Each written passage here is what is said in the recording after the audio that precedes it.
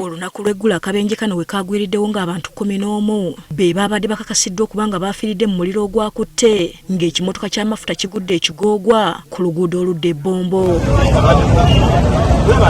Bugenze okukyolwaleero ng'omuwendo gw'abantu bano gutuuse mu bantu 15.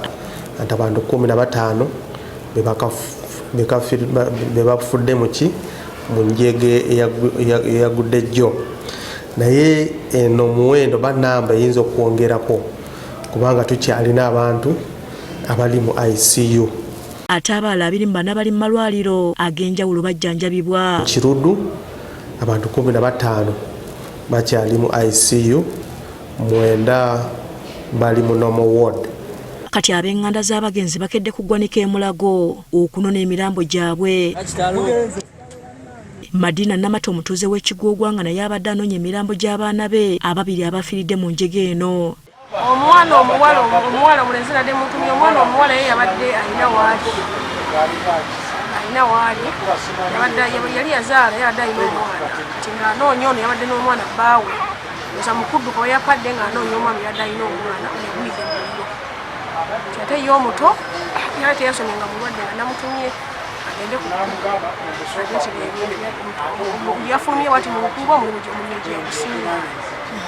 Ono olutuuse ne bamulagira yeeyongereyo enaggulu bamuggyeko endagabutondo bakiyite DNA basobole okumuwa emirambo gye. Batugambye emirambo egisinga egyayiddemu egiri mu gy'abaana naye batugambye bagigyenga endagabutondo bazitutte naffe badde tugende enaggulu batugyeko endagabutondo kati gye tugende saazi.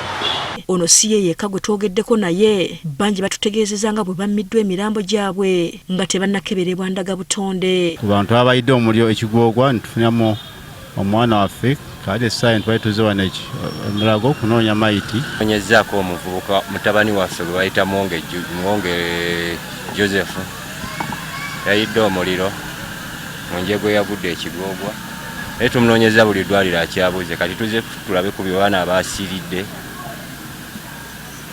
tufune DNA y'abafu naffe tuweeyo eyaffe. Bwe tutuuse batugambye kyetaagisaamu DNA kubanga emirambo gyo baasiridde ebyaddala tolina muntu gwoyinza kutegeera nti ono yegundi ono yegundi. So kati katulinde kye batusalirawo. Nga wujjeeko ab'amaduuka abaafudde waliwo n'ababoodaboda babadde bagezaako okusena amafuta. Bannaabwe be twogeddeko nabo bagamba obuzibu bwa mbeera ya byanfuna eyabaviiriddeko okufa. Bayimirira okulaba abasena amafuta oba oli awo nabo badde baagala kusena ku mafuta. Kati emmotoka neeyako omulundi gumu ye alabika teyasimattuse kuba tumunoonyeza wonna amasimu ge gaavuddeko. Essaawa zino eno ovuga bodaboda wobadde ng'okoze ekinene nnyo okola emitwalo 3.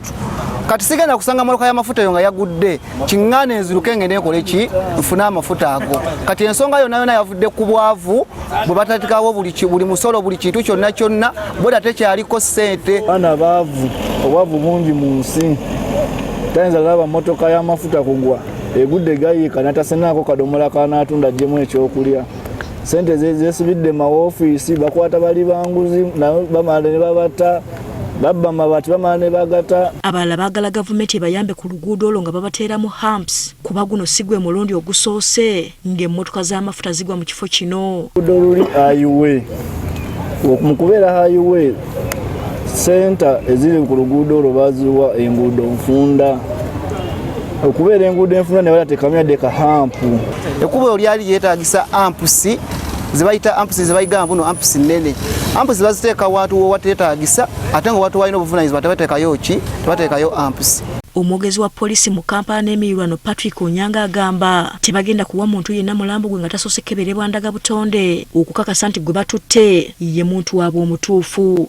Bagenda kutuyambako nga tukola DNA mu okakasa ani yani naye bali abafudde nga abafiiridde eri Bombo ku ddwaliro ya Bombo military barracks n'abafiiridde mu Kiruddo abantu bayinza okukola ki okubategeera okumanya nga Kiza abadde eri Bombo Medi naye abadde Bombo katabo tetugenda kubakolako ki DNA. Agamba dereva w'ekimotoka kinaalira ku nsiko era ali mu kunoonyezebwa. Naye bale tumusaba aveeyo ajja tunyonyole kiki ekibaddewo. breeki yagaana okusiba kiki ekibadde twagala kwogerako naye okuwaayako naye akyali addusa akyali eyo mu nsiko. Obudde bugenza okuwungeera nga tewali wa Luganda yenna aweereddwa mulambo gwa muntu we. Asifa Nanvuma agafa eyo ku Spark.